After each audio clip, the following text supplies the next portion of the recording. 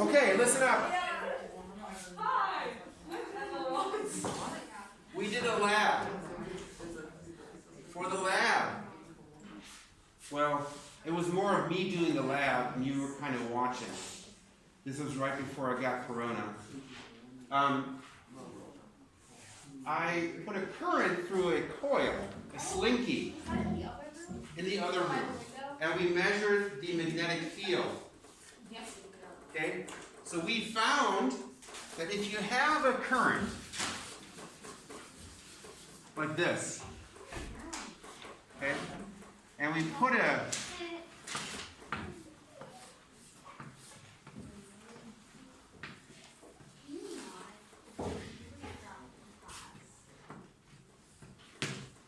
a current through here, okay?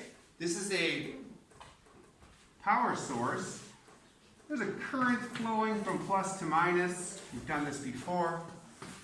We get a nice current flowing through it. And we saw that when we put the current through it, we could see a magnetic field in this coil. Okay? Let's do two things right now. Well, thing one is we're going to draw in the magnetic field.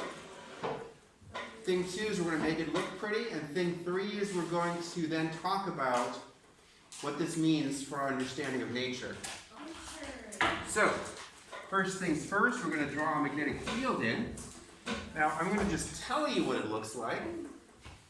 It's a relatively consistent magnetic field.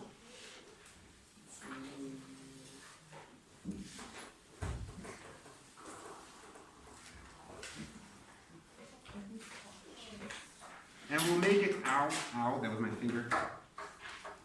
We'll make it three-dimensional because it's funner. Is funner a word?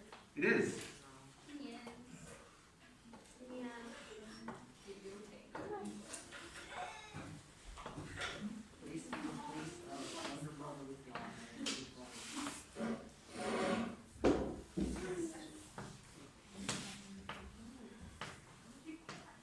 So we've got a magnetic field.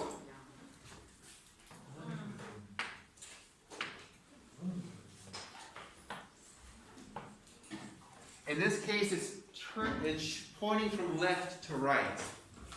Now, we haven't really done much to talk about magnetic field, besides mentioning that they do exist. We're going to put a label on here for magnetic field. Magnetic field is abbreviated B, because that's how you pronounce it if you're bad at English, magnetic field. Oh. Thank you. So that's the magnetic field.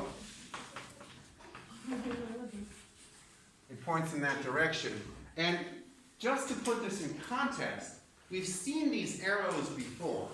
And we've seen arrows used for magnets before, but normally use them in this context. When we have a stick magnet, this is the North Pole, this is the South Pole, right? And we say this is really the same thing as an arrow that points in that direction. We've used that symbol for that. Yes, yes? Yes, yes. Okay, so this is the case here as well. This coil acts effectively as if it had a North Pole here and a South Pole here. So we can turn this coil into a magnet, and they really are very similar. And if we were to draw in a magnetic field down here that is caused by this stick magnet, it would be pretty much indistinguishable from the field that's created by the coil. Okay? And we measured the strength of the magnetic field. We're not going to worry right now about how strong it is, but we saw that if we have more current, then we generate more magnetic field. No surprises there. Cool. Now, here we need to do a side step, because we need to talk about what this even means, what magnetic field means. Okay? Because we've heard fields like words like this: magnetic field, B, electric field, E, and gravitational field, G. G, little g. We've heard these words before, but I'm pretty certain you guys don't really understand them. So we're going to take a side journey to understand what they mean. And we're going to start with this one because it's supposedly the easiest, but I still think you guys are a little unclear on how it works. Okay? Cool? So, gravitational fields are created by what kind of things? Yeah. Masses. Yeah, exactly. So, let's do an example. Oh là là! Adios, la famille est bon. Beaucoup de frères et sœurs, cousins. Das ist ein Französischkurs, ja? Ja, Oh là là. Sehr schwer, ja? viel Analyse. Ja? Ja. Ja, das ist jetzt eine schlechte Einstellung. Da muss man sich ein bisschen schon, also weil ist noch lange hin, ne? Ja, ja. Sie Französisch? Bitte? Sprechen Sie Französisch? Dreh mal. Ich hatte ein bisschen Französisch, nur als Elektive, und es war schlecht. Also ich habe 2 Jahre, glaube ich, aber nicht gut. Okay.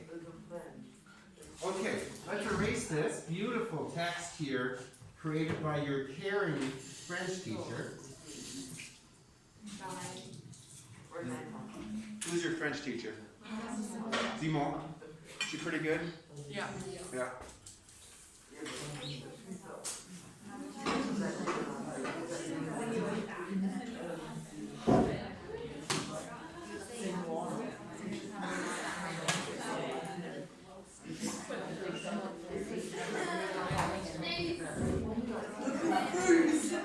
Okay.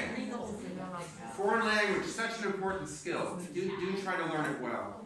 Okay, being serious about that. So, let's talk about a big, massive object. I don't mean myself. I mean the Earth. We have a large mass that we are born onto, we live near, and then we die on. That's our life. And as we live our life on this Earth, E stands for Earth, yeah. It's a large mass. Okay?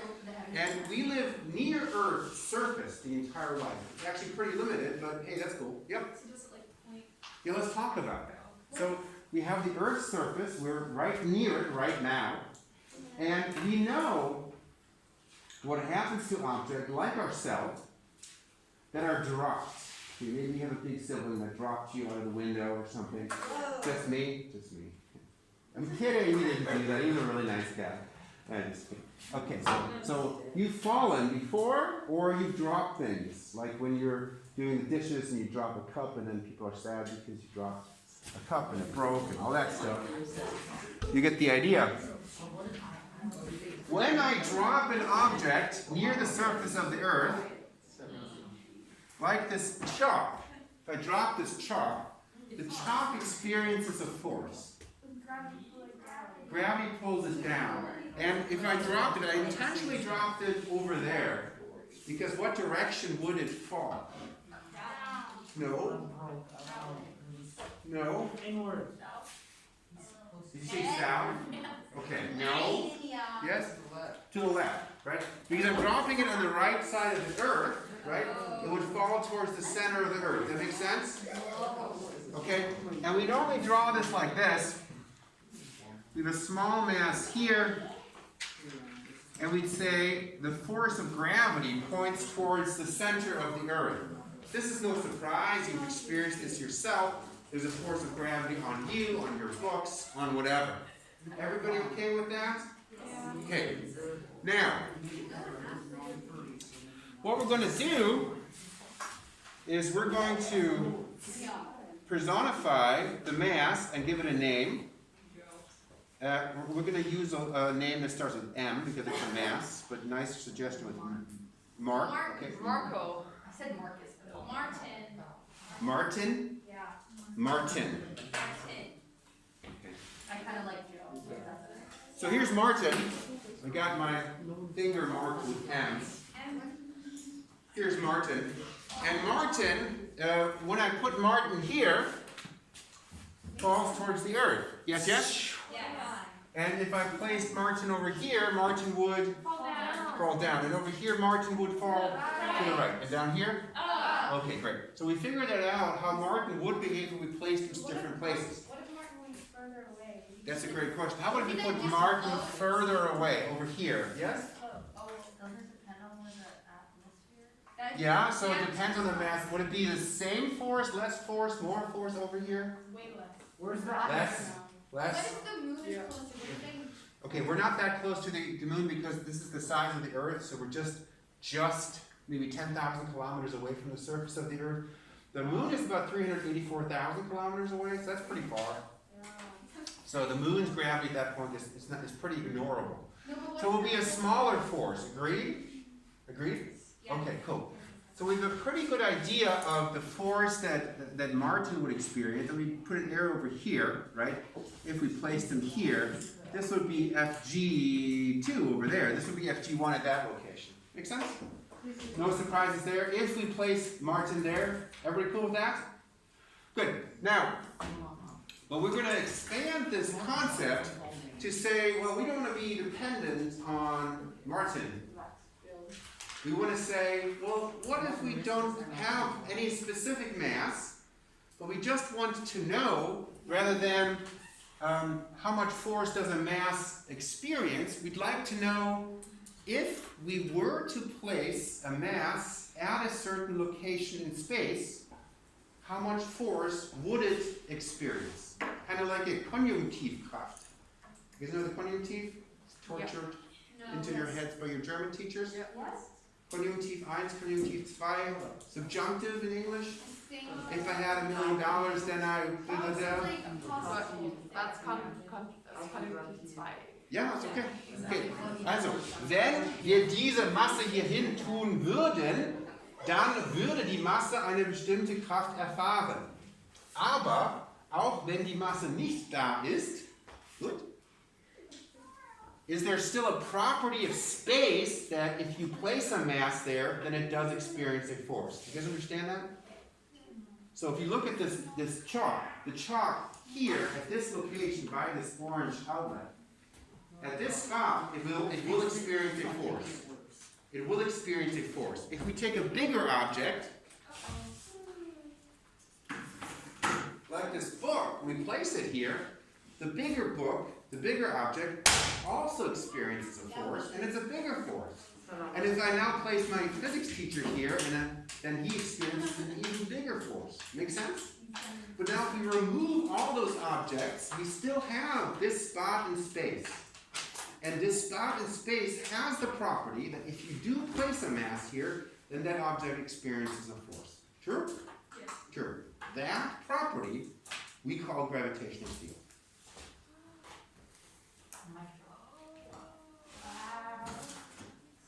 So, we would say, forget about Martin, we removed Martin, we'll say at this point, Oh my God, Martin. at this point, We should have called it. G has a certain value, and let's say at that point it would be 9.6 newtons per kilogram. At this point, there's going to be the property that a certain amount of force would be exerted on a mass if it were placed there. Look at all this subjunctive stuff. It's amazing. Your German teacher's going to love it. Wait, you said say N over It says 9.6 newtons per kilogram. Meaning if we're this far away from the surface of the Earth, maybe we'd have 9.6 newtons per kilogram. I chose 9.6 because we all know that if you place an object near the surface of the Earth, right, we call this generally GE, it would be 9.8 newtons per kilogram. And if you go further away, it'll be less. Make sense? If you go even further away, it would be even less than that, and then even less than that. Okay? Agreed? Cool, cool, cool. The further you get away. The further you get away, it becomes less and less. So far, so good? Yes. Nice. Okay, now let's see. I think we gotta do field lines. Do we do field lines? Yeah. Brille beschlagen. Okay. Okay? Okay? Okay? Yeah. Okay. Well, we're gonna. Let's do field lines. Okay. So we are going to represent this field using field lines. Okay? Watch this. Famous last words of skateboarders everywhere. So here we go. Skaters. Wait, is it called skater, not a skateboarder? Just a skater? Okay, famous last words of skaters everywhere. Right? Watch this. Watch this. Isn't that that's right before they do something really stupid. Oh yeah, we're watching. You getting this? Yes, we're live streaming. Absolutely. Yep. Yep, that looks dumb. Anywho.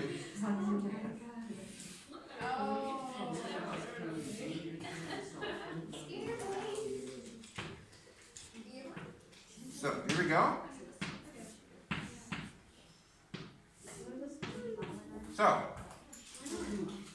we signify the gravitational field with the gravitational field lines. And let me just explain to you the rules of that.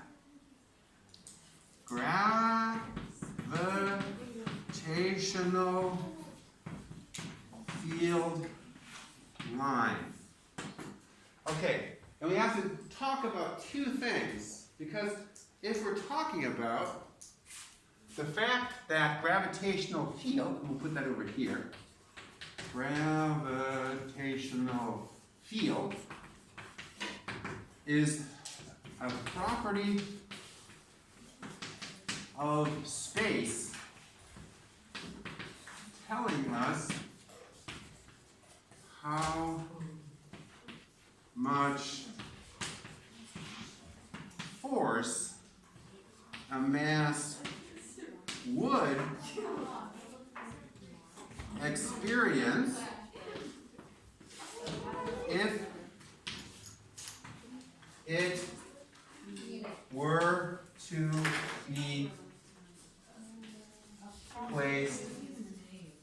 there.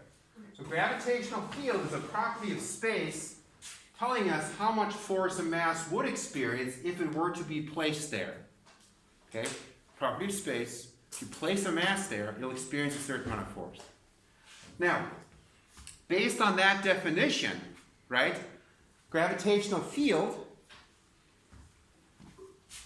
if we were going to represent it with gravitational field lines, needs to tell us two things. What are those two things? If you're Marco and you're here, the line needs to tell you what? Martin, sorry. What does it tell Martin? Huh? Where to go. The direction, right? So is it like the force kind of like... It would tell you the direction. I mean, if it's a force, there's a direction to it. And that's the first thing.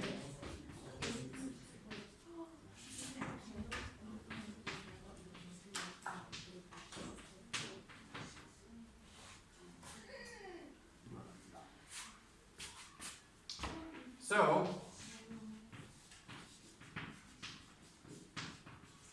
the direction is tangent to the line in the arrow direction. Are you guys aiming for A as in awful in physics, or what's your plan over there? I'm playing with scissors. I'm not sure why. Done? Cool. Don't play with scissors in general. Scissors dangerous. Scissors are dangerous. Oh, no, I think my parents, that's why they gave me like the child-proof ones that only have food paper. You only get those? Yeah. That's sad. Okay, so the direction is indicated on the lines by the arrow. Okay? Now, this part right here should be sufficient, arrow direction, but tangent is a bit confusing. What I mean by that is, for these lines, tangent is kind of stupid because these lines are all straight lines. Okay? And for a straight line, tangent is the same direction as the line. Do you guys understand the word tangent? What does it say on the bottom line? It says the direction is tangent in arrow direction. Good. So, you guys might have heard of, for a circle,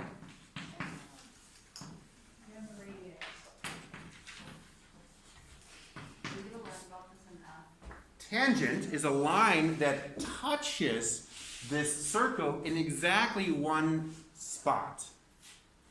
Tanger means to touch. I just made that up. Is that true? Is that French? No. Okay. No, I tried. Okay.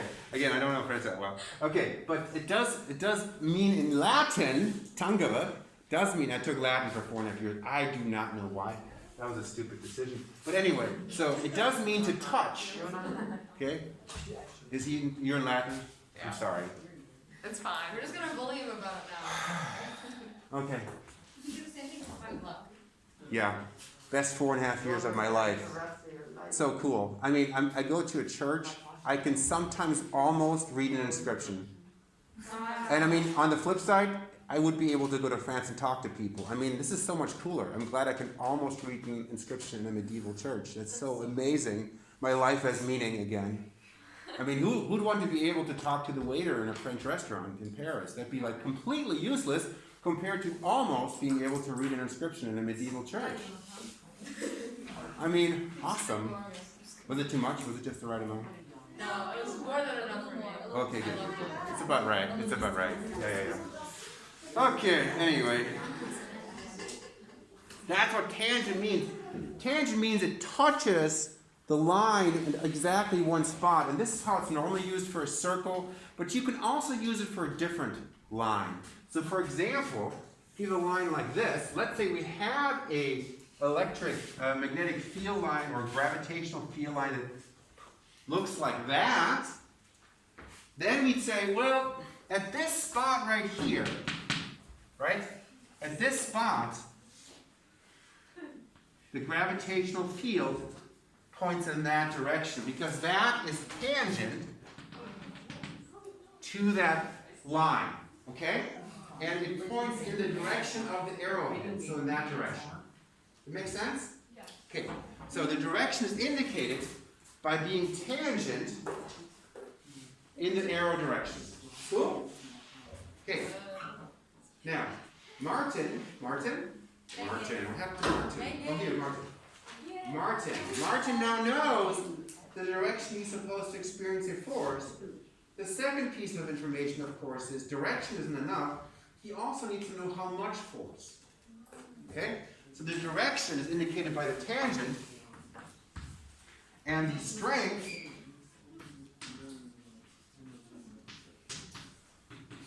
is proportional to the line density. Now you might say, what the freak is that? I don't understand that. I'm going to illustrate that over here. We have this line, and we figured out that this would be maybe the gravitational field at this point. If we now have some other lines that come like this, and we go like this, and we said, at this point, this is the gravitational field. Tell me, compared to this one right here, call this the left position, or position 1.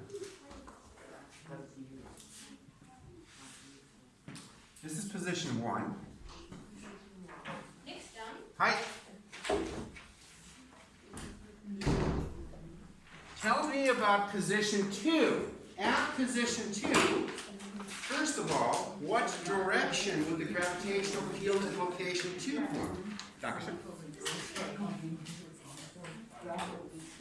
Nicht alle auf einmal? Dankeschön, Eddie. To the right? Jein. That's wrong. Do you know what yang means? Yeah, when it's first of all, yes. So if you say right, and then that's yang, the left is definitely not correct. So right in the middle? It's to the right, but is it straight to the right? No, Or it's is it, like down. there we go. It's right and down. So right and down is the correct answer. And the second question I have for you is the strength of this field as strong, more strong, or less strong as the gravitational field in location 1? Let's take a look. We say the strength is proportional to the line density. So the bigger the line density, the bigger the field. Let's take a look at spot 1 and take a look at spot 2. Where is the line density higher?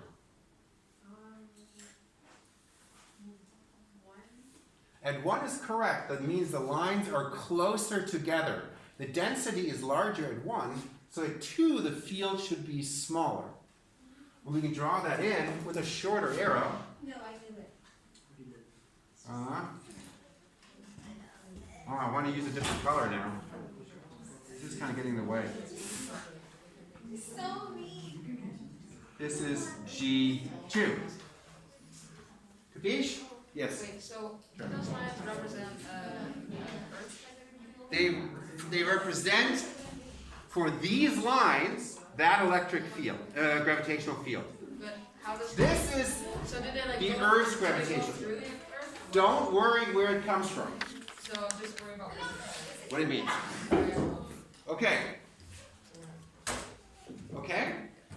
You guys happy enough? Good. So, this makes sense over there? Okay. We almost have 10 minutes. This is gravitational field. These concepts that we have for gravitational field transfer over to electric field, and to magnetic field. Now, let's make sure we understand that, how it transfers over. And specifically, let's take blue for electric field. Oh shit, we're off the screen, aren't we? Yeah, we're off the screen.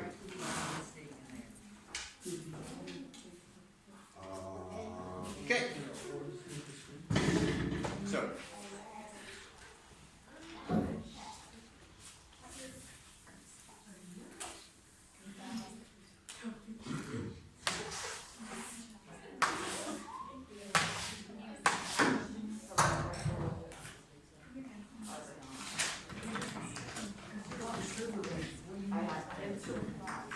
So, gravitational field acted on Martin because Martin had what property? Mass. Gravitational fields act on masses. Now, what kind of thing do I need to draw on this finger, this thumb, to be able to show what property would something have to have in order to experience an electric force? Well, what is E? Okay, but the property of being electric, Annie? No. Annie? Yeah, charge, right? So we're going to draw on here a positive.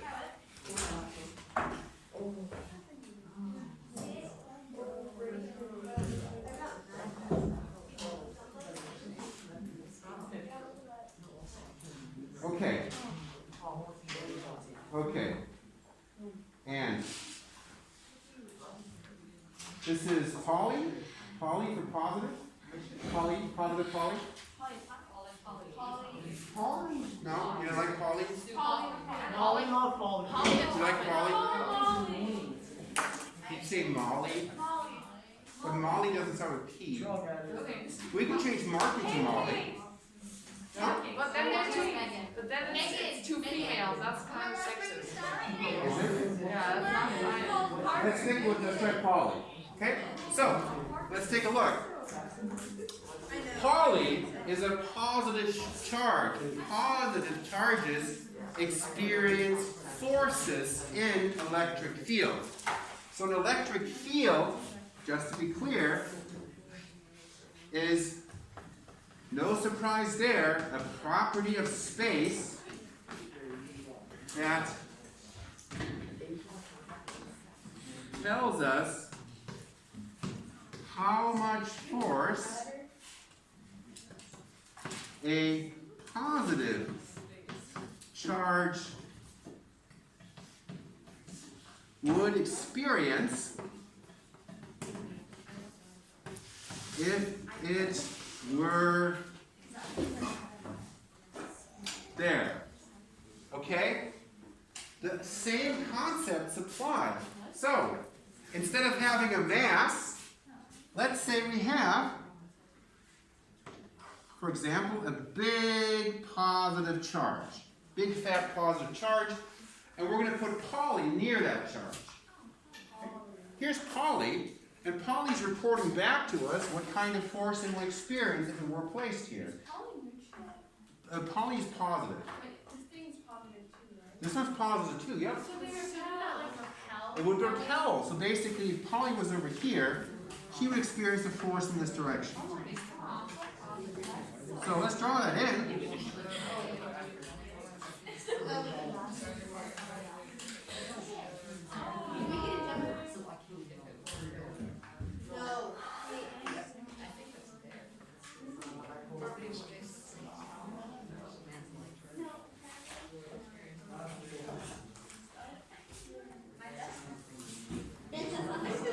And now that we know what would happen to Polly if she were to be placed near that charge, we've got a drawing of the electric field, and it's correct.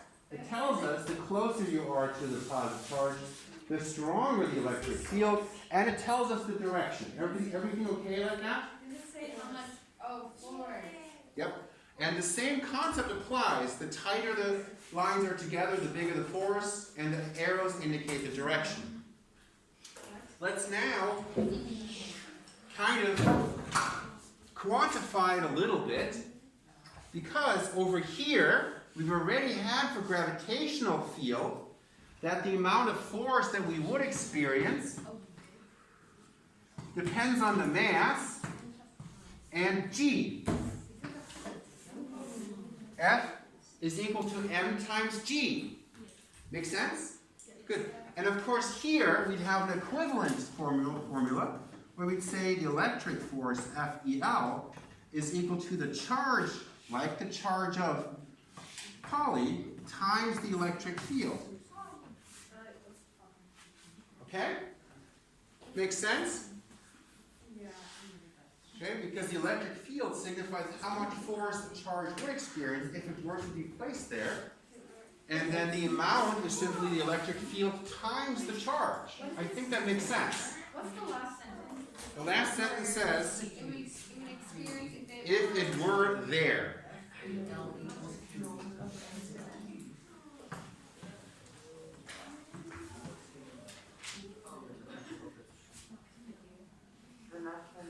Okay.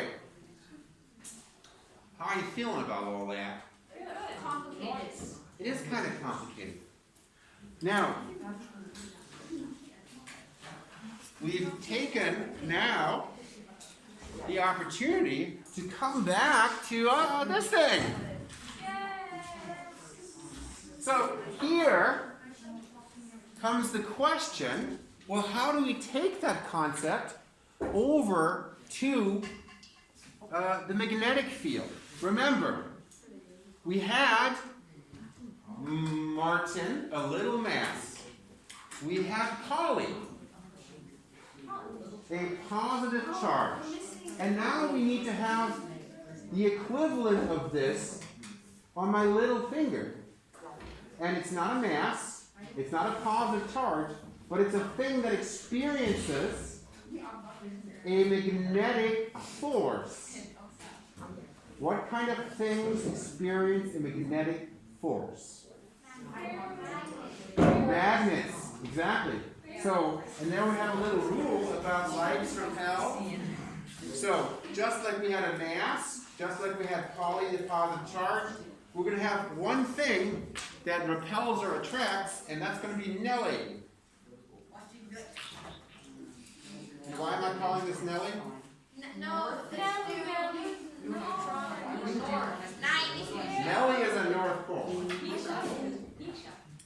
And we'll see that if we place Nellie here, of course, Nellie is going to be repelled. Because this end of this coil acts as if it were a North Pole. And if we place Nellie over here, she would be attracted by this end because it's a South Pole. Okay? Make sense? Make sense? Good. Good. Now, however,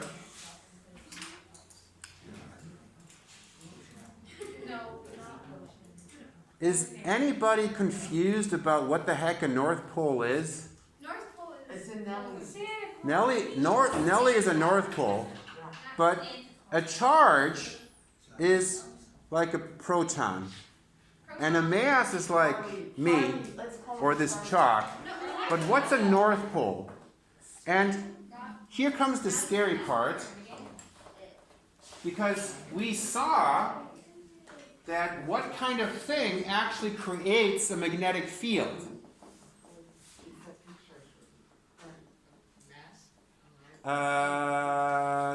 Yes, but it was actually the mass that was moving.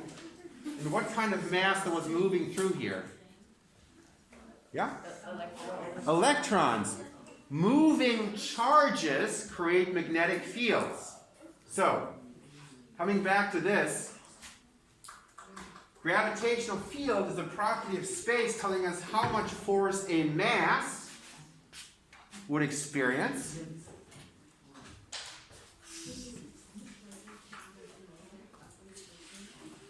Electric field is a property of space that tells us how much force a positive charge would experience. We need an equivalent sentence for magnetic field. So,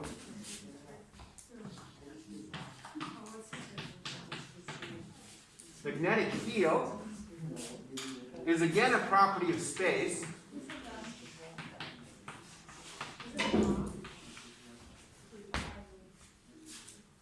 It again tells us something.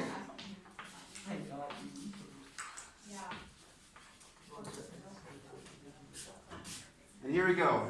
Here's the scary part. You ready? Yeah. Good. North Pole. And North Poles, magnets, okay? Magnetic fields come from moving charges. So we could have a North Pole experience a force, but actually what a North Pole has in it are moving charges. That's why magnets are magnetic. So much a North Pole or a moving... Hola.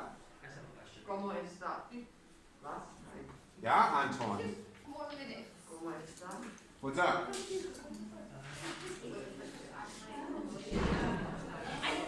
Yeah, you gotta find it. I could, we were friends. How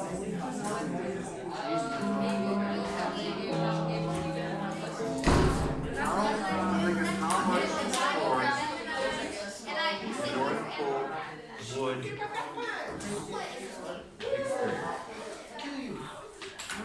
experience. Okay, that's it for today. And actually for the week, I know you guys are bummed out, no physics class on Wednesday.